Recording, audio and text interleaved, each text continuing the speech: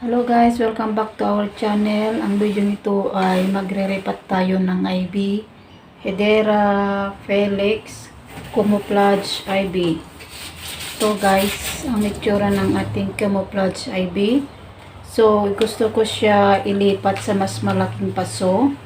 At lalagyan ko siya ng train wire.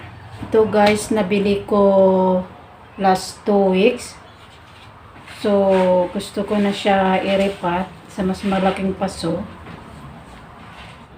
Camouflage Ivy has a small to medium variegated green and cream leaves with a lobe or meron siyang heart shape at ito ay maganda sa container or gawin sa hanging basket. Sa kanyang soil naman guys ay kailangan natin yung drained soil and allowing the soil to dry out between watering, especially during the winter months.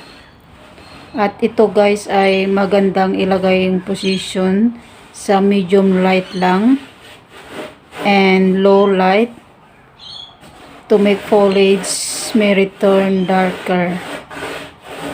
Watering more in summer and less in winter.